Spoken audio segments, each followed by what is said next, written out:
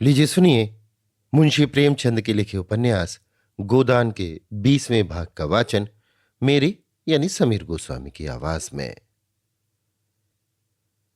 फागुन अपनी झोली में नवजीवन की विभूति लेकर आ पहुंचा था। आम के पेड़ दोनों हाथों से बौर के सुगंध बांट रहे थे और कोयल आम की डालियों में छिपी हुई संगीत का गुप्त दान कर रही थी। गांव में ऊख की बुआई लग गई थी। अभी धूप नहीं निकली, पर होरी खेत में पहुंच गया है।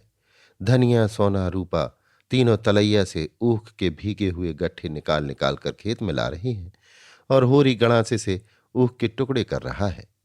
अब वो दाता दीन की मजदूरी करने लगा है। किसान नहीं, मजूर है।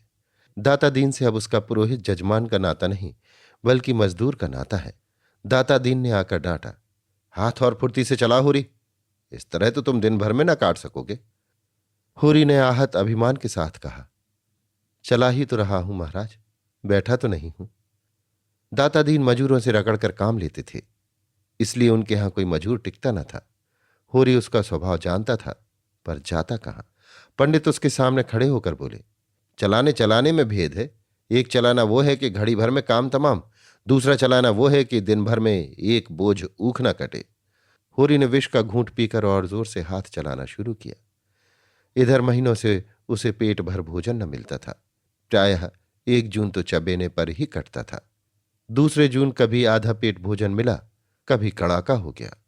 कितना चाहता था कि हाथ और जल्दी उठे, मगर हाथ जवाब दे रहा था। उस पर दाता दीन सिर पर सवार थे। क्षण भर दम ले न पाता तो ताजा हो जाता, लेकिन दम कैसे ले? घुड़कियां पड़ने का भय था।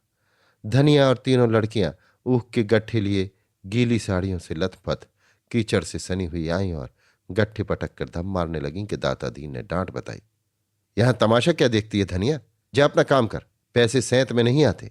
पैर भर में तू एक खेप लाई है, इस हिसाब से तो दिन भर में भी ऊख ना ढुल पाएगी। धनिया ने त्योरी बदल कर कहा, क्या जरा दम भी न लेने दोगे महाराज? हम भी तो आदमी हैं, तुम्हारी मजूरी करने से बैल नहीं हो गए। जरा मूड पर एक गट्ठा लाद कर लाओ तो हाल मालूम हो। दाता दीन बिगड़ उठे, पैसे देते हैं काम करने के लिए, दम मारने के लिए नहीं। दम मार लेना है तो घर जाकर दम लो। धनिया कुछ कहने ही जा रही थी कि होरी ने फटकार बताई, तू जाती क्यों नहीं धनिया, क्यों हुज्जत कर रही है? धनिया ने बीड़ा उठाते हुए कहा, जा तो रही हूं, लेकिन चलते हुए बैल को आंगी न देना चाहिए। दाता दीन ने लाल आंखें निकाल ली, जान पड़ता है अभी मिजाज ठंडा नहीं हुआ, जब ही दाने दाने को मोहताज हो। धनिया भला क्यों चुप रहने लगी थी? तुम्हारे द्वार पर भीख मांगने नहीं चाहती? दाता दीन ने पैने स्वर में कहा, अगर यही हाल रहा तो भीख भी मांगोगी। धनिया के पास जवाब तैयार था, पर सोना उसे खींचकर तलैया की ओर ले गई। नहीं बात बढ़ जाती, लेकिन आवाज की पहुंच के बाहर जाकर दिल की जलन निकाली, भीख मांगो तुम जो भिखमंगे की जात हो, हम तो मजूर ठहरे, जहां काम करेंगे वहीं 4 पैसे पाएंगे। सोना ने उसका तिरस्कार किया, अम्मा जाने भी दो, तुम तो समय नहीं देखती, बात बात पर लड़ने बैठ जाती हो। होरी उन्मत्त की भांति सिर से ऊपर गणासा उठा उठाकर ऊख के टुकड़ों के ढेर करता जाता था। उसके भीतर जैसे आग लगी हुई थी, उसमें अलौकिक शक्ति आ गई थी। उसमें जो पीढ़ियों का संचित पानी था, वो इस समय जैसे भाप बनकर उसे यंत्र की सी अंध शक्ति प्रदान कर रहा था। उसकी आंखों में अंधेरा छाने लगा, सिर में फिरकी सी चल रही थी, फिर भी उसके हाथ यंत्र की गति से बिना थके बिना रुके उठ रहे थे। उसकी देह से पसीने की धारा निकल रही थी, मुंह से फिचूकर निकल रहा था, सिर में धम धम का शब्द हो रहा था, पर उस पर जैसे कोई भूत सवार हो गया हो। सहसा उसकी आंखों में निविड़ अंधकार छा गया, मालूम हुआ वो जमीन में धंसा जा रहा है। उसने संभलने की चेष्टा से शून्य में हाथ फैला दिए और अचेत हो गया। गड़ा सा हाथ से छूट गया और वो औंधे मुंह जमीन पर पड़ गया। उसी वक्त धनिया ऊख का गट्ठा लिए आई, देखा तो कई आदमी होरी को घेरे खड़े हैं। एक हलवाहा दाता दीन से कह रहा था, मालिक तुम्हें ऐसी बात न कहनी चाहिए जो आदमी को लग जाए, पानी मरते ही मरते तो मरेगा। धनिया ऊख का गट्ठा पटक कर पागलों की तरह दौड़ी हुई होरी के पास गई और उसका सिर अपनी जांघ पर रखकर विलाप करने लगी, तुम मुझे छोड़कर कहां जाते हो? अरे सोना, दौड़कर पानी ला और जाकर शोभा से कह दे दादा बेहाल है। हे भगवान, अब मैं कहां जाऊं? अब किसकी होकर रहूंगी? कौन मुझे धनिया कहकर पुकारेगा? लाला पटेश्वरी भागे हुए आए और स्नेह भरी कठोरता से बोले, क्या करती है धनिया, होश संभाल। होरी को कुछ नहीं हुआ, गर्मी से अचेत हो गए हैं, अभी होश आया जाता है। दिल इतना कच्चा कर लेगी तो कैसे काम चलेगा। धनिया ने पटेश्वरी के पांव पकड़ लिए और रोती हुई बोली, क्या करूं लाला जी, नहीं मानता। भगवान ने सब कुछ हर लिया, मैं सबर कर गई, अब सबर नहीं होता। हाय रे मेरा हीरा। सोना पानी लाई। पटेश्वरी ने होरी के मुंह पर पानी के छींटे दिए। कई आदमी अपनी अपनी अंगोछियों से हवा कर रहे थे। होरी की देह ठंडी पड़ गई थी। पटेश्वरी को भी चिंता हुई, पर धनिया को बराबर साहस देते जाते थे। धनिया अधीर होकर बोली, ऐसा कभी नहीं हुआ था लाला, कभी नहीं। पटेश्वरी ने पूछा, रात कुछ खाया था?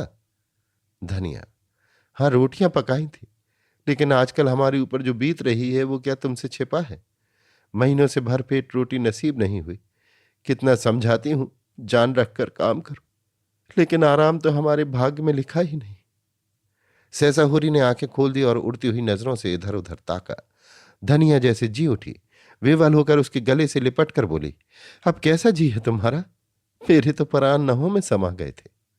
होरी ने कातर स्वर में कहा, अच्छा, न जाने कैसा जी हो गया था।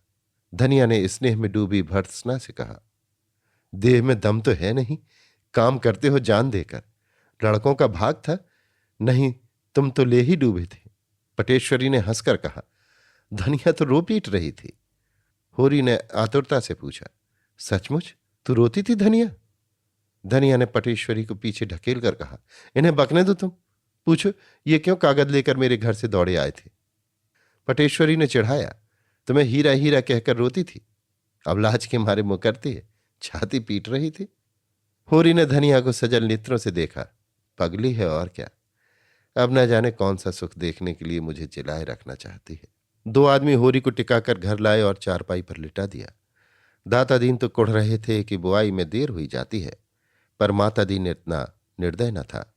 दौड़कर घर से गर्म दूध लाया और एक शीशी में गुलाब जल भी लेता आया, और दूध पीकर होरी में जैसे जान आ गई। उसी वक्त गोबर एक मजदूर के सिर पर अपना सामान लादे आता दिखाई दिया। गांव के कुत्ते पहले तो भूंकते हुए उसकी तरफ दौड़े, फिर दुम हिलाने लगे। रूपा ने कहा, भैया आए, और तालियां बजाती हुई दौड़ी। सोना भी दो तीन कदम आगे बढ़ी, पर अपने उत्साह को भीतर ही दबा गई। एक साल में उसका यौवन कुछ और संकोचशील हो गया था। झुनिया भी घूंघट निकाले द्वार पर खड़ी हो गई। गोबर ने माँ बाप के चरण छुए और रूपा को गोद में उठाकर प्यार किया। धनिया ने उसे आशीर्वाद दिया और उसका सिर अपनी छाती से लगाकर मानो अपने मातृत्व का पुरस्कार पा गई। उसका हृदय गर्व से उमड़ा पड़ता है। आज तो वो रानी है, इस फटे हाल में भी रानी है। कोई उसकी आंखें देखे, उसका मुख देखे, उसका हृदय देखे, उसकी चाल देखे, रानी भी लजा जाएगी। गोबर कितना बड़ा हो गया है और पहन ओढ़कर कैसा भला मानस लगता है। धनिया के मन में कभी अमंगल की शंका न हुई थी। उसका मन कहता था गोबर कुशल से है और प्रसन्न है। आज उसे आंखों देखकर मानो उसके जीवन के धूल धक्कड़ में गुम हुआ रत्न मिल गया है। मगर होरी ने मुंह फेर लिया था। गोबर ने पूछा, दादा को क्या हुआ है अम्मा? धनिया घर का हाल कहकर उसे दुखी न करना चाहती थी। बोली, कुछ नहीं बेटा, जरा सिर में दर्द है। चलो कपड़े उतारो, हाथ मुंह धो। कहाँ थे तुम इतने दिन? भला इस तरह कोई घर से भागता है? और कभी एक चिट्ठी तक न भेजी। आज साल भर के बाद जाके सुधी ली है। तुम्हारी राह देखते देखते आंखें फूट गईं। यही आशा बंधी रहती थी कि कब वो दिन आएगा और कब तुम्हें देखूंगी। कोई कहता था मिरच भाग गया, कोई डमरा टापू बताता था। सुन सुनकर जान सूखी जाती थी। कहाँ रहे इतने दिन? गोबर ने शर्माते हुए कहा, कहीं दूर नहीं गया था अम्मा, ये लखनऊ में तो था। और इतने नियरे रहकर कभी एक चिट्ठी ना लिखी? उधर सोना और रूपा भीतर गोबर का सामान खोलकर चीज का बांट बखरा करने में लगी हुई थी, लेकिन झुनिया दूर खड़ी थी। उसके मुख पर आज मान का शोक रंग झलक रहा है। गोबर ने उसके साथ जो व्यवहार किया है, आज वो उसका बदला लेगी। असामी को देखकर महाजन उससे वो रुपए वसूल करने को भी व्याकुल हो रहा है जो उसने बट्टे खाते में डाल दिए थे। बच्चा उन चीजों की ओर लपक रहा था और चाहता था सब का सब एक साथ मुंह में डाल ले, पर झुनिया उसे गोद से उतरने न देती थी। सोना बोली, भैया तुम्हारे लिए आईना कंघी लाए हैं भाभी। झुनिया ने उपेक्षा भाव से कहा। मुझे ऐना कंघी न चाहिए, अपने पास रखे रहें। रूपा ने बच्चे की चमकीली टोपी निकाली। ओह, ये तो चुन्नू की टोपी है, और उसे बच्चे के सिर पर रख दिया। झुनिया ने टोपी उतार कर फेंक दी और सहसा गोबर को अंदर आते देखकर वो बालक को लिए अपनी कोठरी में चली गई। गोबर ने देखा सारा सामान खुला पड़ा है। उसका जी तो चाहता है पहले झुनिया से मिलकर अपना अपराध क्षमा कराए, लेकिन अंदर जाने का साहस नहीं होता। वहीं बैठ गया और चीजें निकाल निकाल हर एक को देने लगा। मगर रूपा इसलिए भूल गई कि उसके लिए चप्पल क्यों नहीं लाई, और सोना उसे चिढ़ाने लगी। तू क्या करेगी चप्पल लेकर? अपनी गुड़िया से खेल। हम तो तेरी गुड़िया देखकर नहीं रोते, तू मेरा चप्पल देखकर क्यों रोती है? मिठाई बांटने की जिम्मेदारी धनिया ने अपने ऊपर ली। इतने दिनों के बाद लड़का कुशल से घर आया है। वो गांव भर में बैना बंटवाएगी। एक गुलाब जामुन रूपा के लिए ऊंट के मुंह में जीरे के समान था। वो चाहती थी हाड़ी उसके सामने रख दी जाए, वो कूद कूद खाए। अब संदूक खुला और उसमें से साड़ियां निकलने लगीं। सभी किनारदार थी, जैसी पटेश्वरी लाला के घर में पहनी जाती हैं, मगर हैं बड़ी हल्की। ऐसी महीन साड़ियां भला कै दिन चलेंगी? बड़े आदमी जितनी महीन साड़ियां चाहे पहने, उनकी मेहरियों को बैठने और सोने के सिवा और कौन काम है? यहां तो खेत खलिहान सभी कुछ है। अच्छा, होरी के लिए धोती के अतिरिक्त एक दुपट्टा भी है। धनिया प्रसन्न होकर बोली, ये तुमने बड़ा अच्छा किया बेटा। इनका दुपट्टा बिल्कुल तार तार हो गया था। गोबर को उतनी देर में घर की परिस्थिति का अंदाज हो गया था। धनिया की साड़ी में कई पैबंदे लगे हुए थे। सोना की साड़ी सिर पर फटी हुई थी और उसमें से उसके बाल दिखाई दे रहे थे। रूपा की धोती में चारों तरफ झालरें सी लटक रही थी। सभी के चेहरे रूखे, किसी की देह पर चिकनाहट नहीं।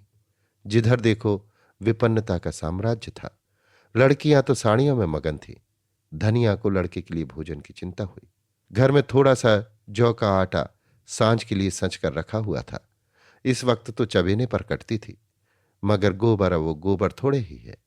उसको जौ का आटा खाया भी जाएगा? परदेश में न जाने क्या क्या खाता पीता रहा होगा।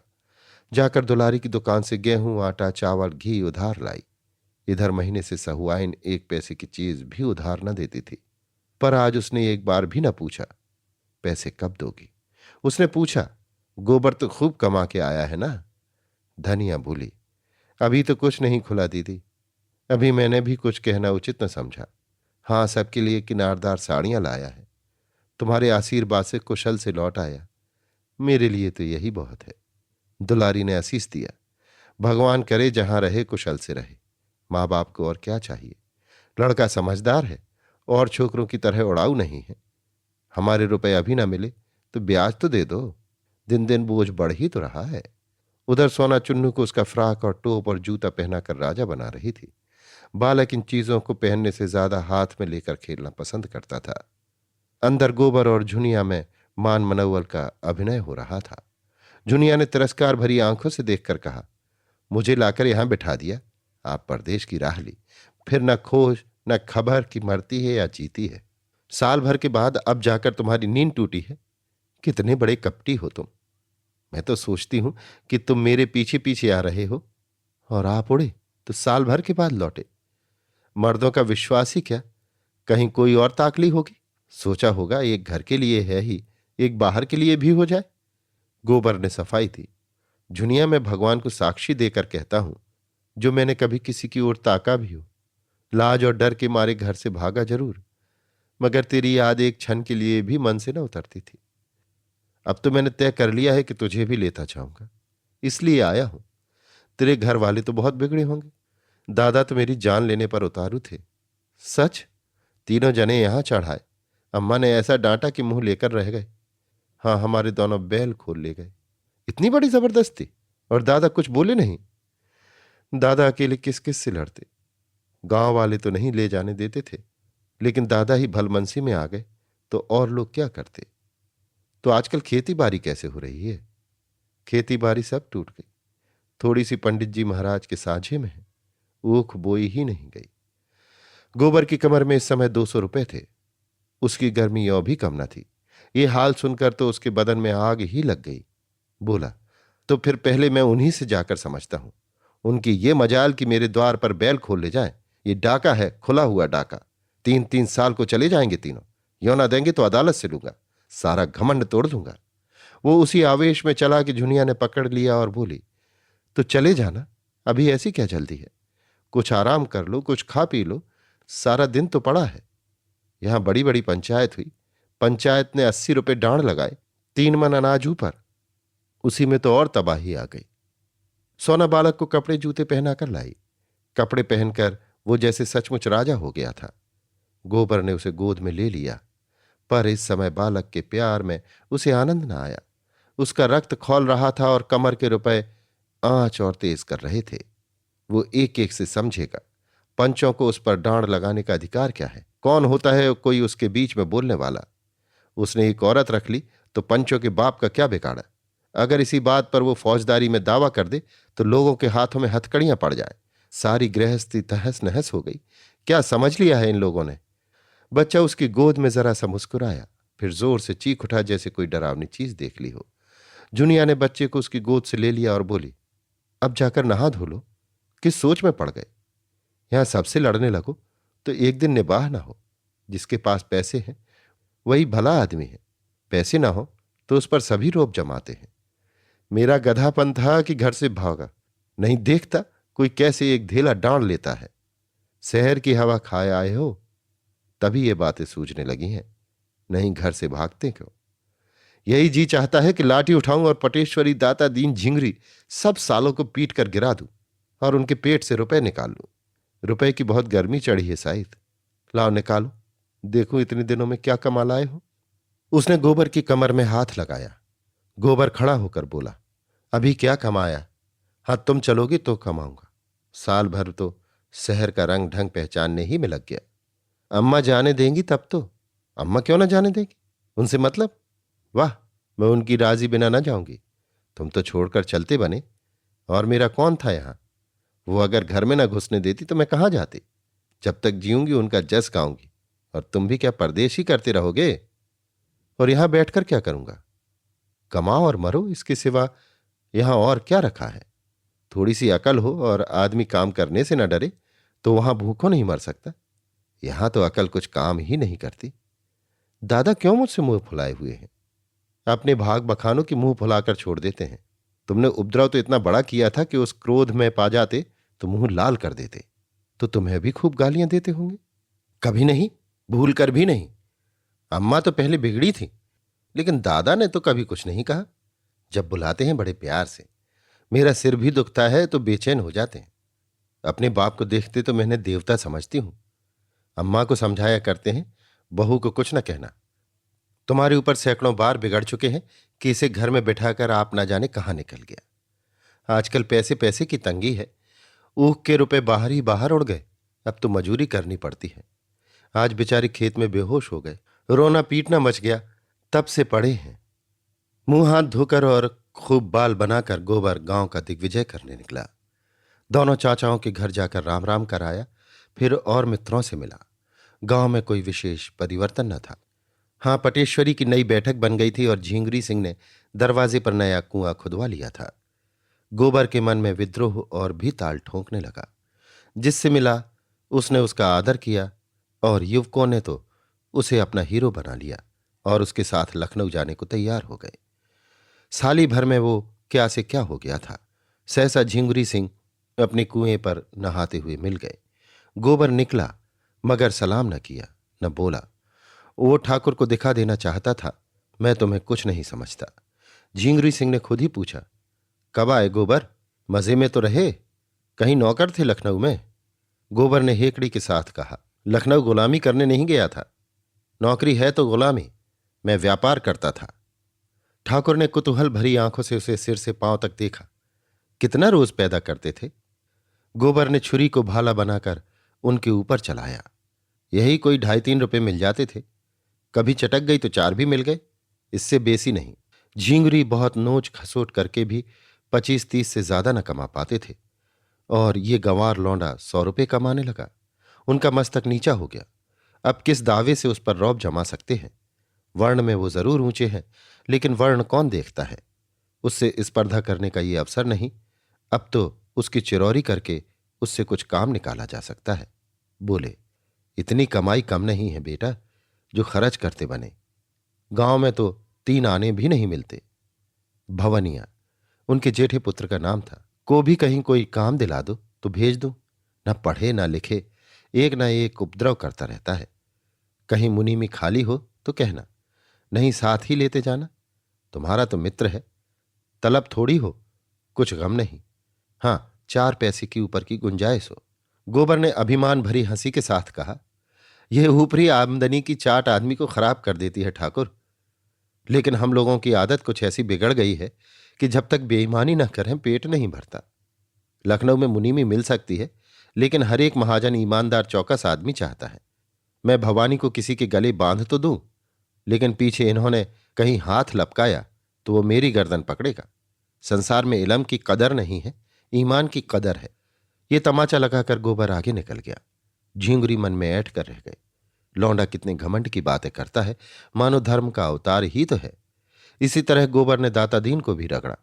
भोजन करने जा रहे थे, गोबर को देखकर प्रसन्न होकर बोले, मजे में तो रहे गोबर।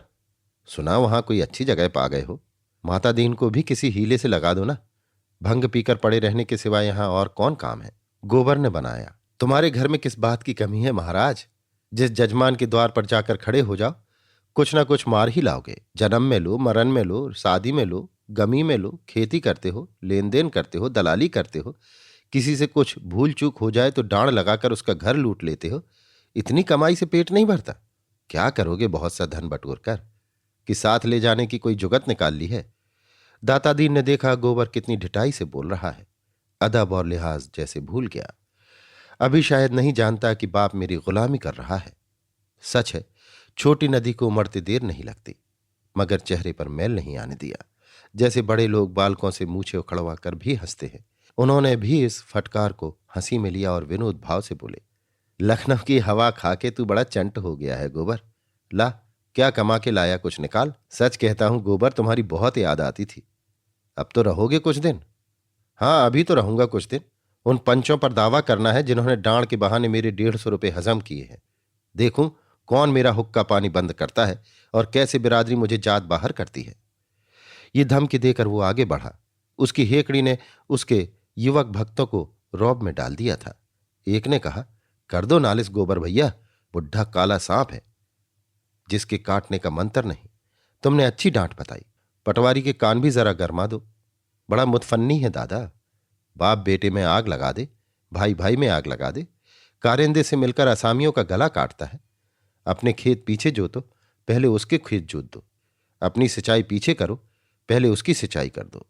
गोबर ने मूंछों पर ताव देकर कहा, मुझसे क्या कहते हो भाई, साल भर में भूल थोड़े ही गया। यहां मुझे रहना ही नहीं है, नहीं एक एक को नचा कर छोड़ता। अब की होली धूमधाम से मनाओ और होली का स्वांग बनाकर इन सबों को खूब भिंगो भिंगो कर लगाओ। होली का प्रोग्राम बनने लगा।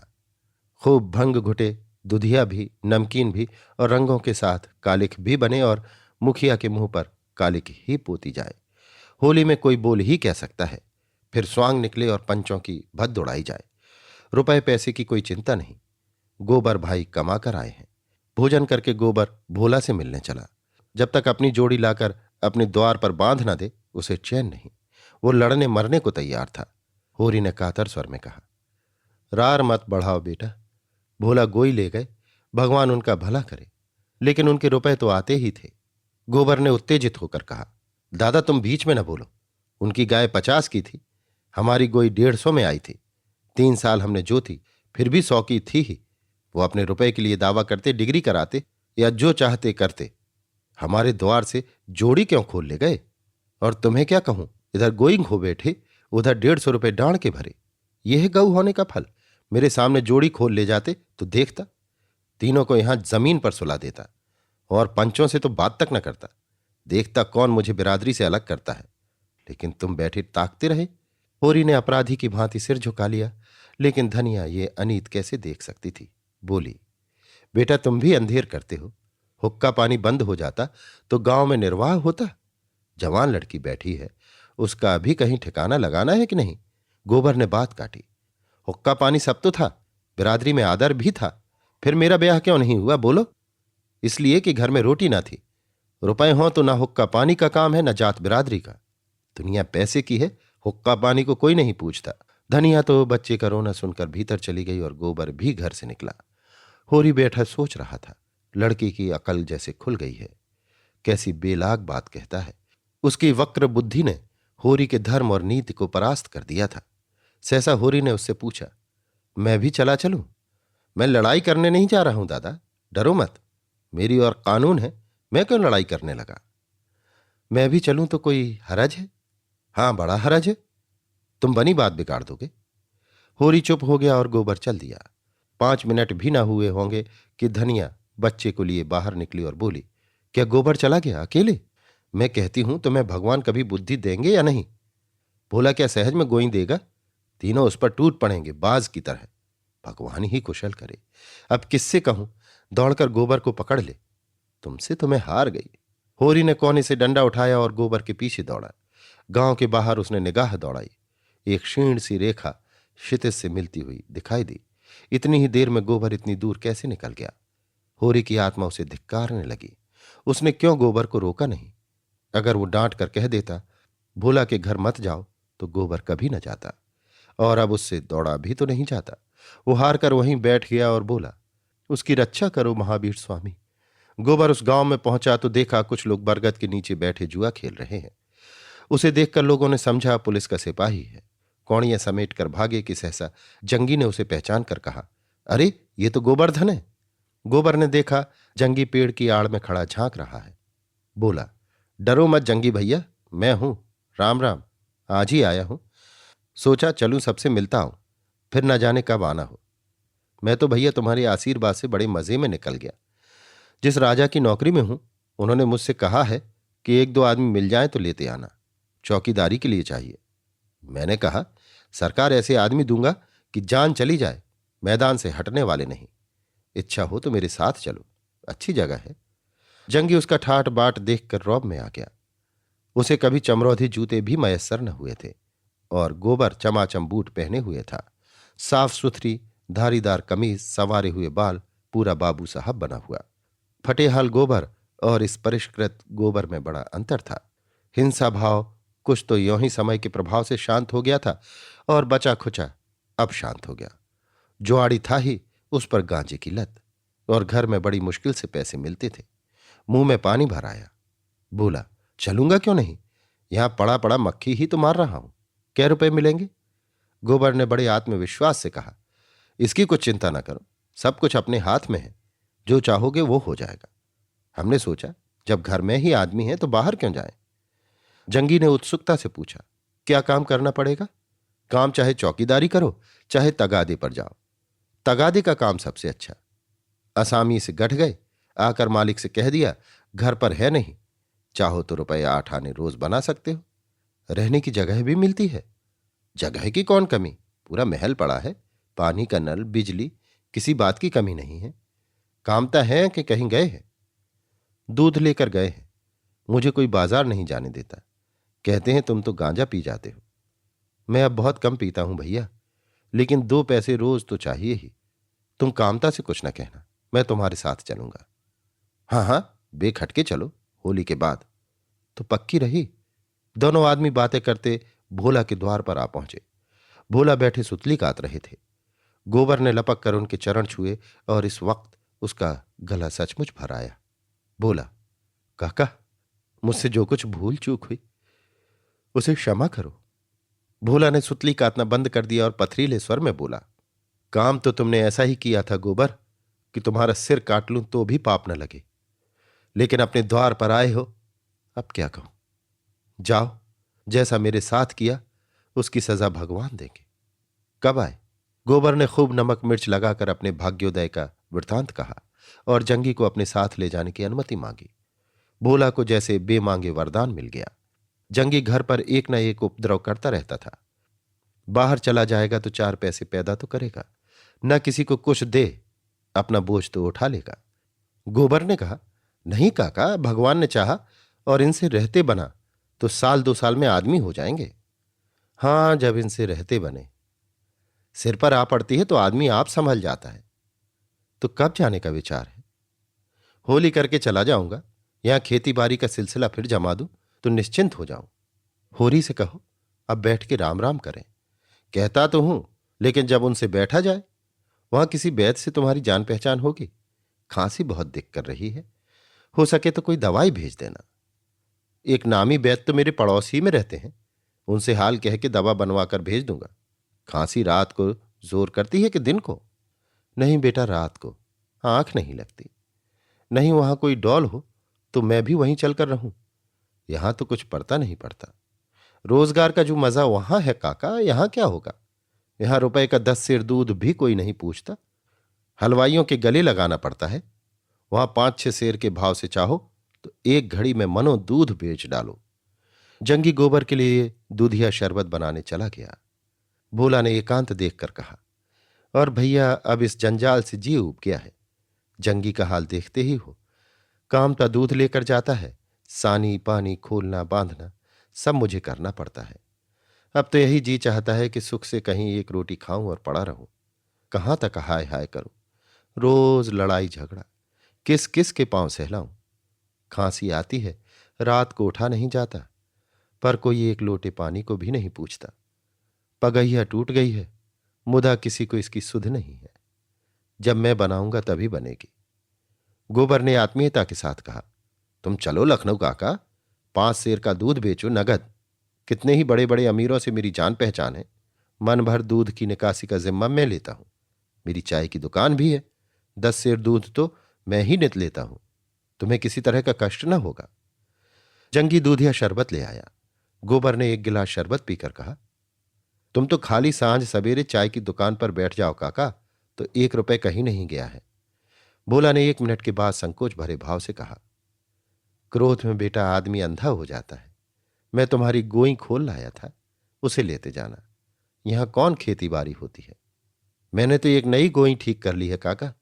नहीं नहीं, नई गोई लेकर क्या करोगे? इसे लेते जाओ तो मैं तुम्हारे रुपए भिजवा दूंगा। रुपए कहीं बाहर थोड़े ही हैं बेटा, घर में ही तो है। बिरादरी का ढकोसला है, नहीं तुम में और हम में कौन भेद है? सच पूछो तो मुझे खुश होना चाहिए था कि जुनिया भले घर में है, आराम से है, और मैं उसके खून का प्यासा बन गया था। संध्या समय गोबर यहां से चला तो गोई उसके साथ थी और दही की 2 हाड़ियां लिए जंगी पीछे पीछे आ रहा था।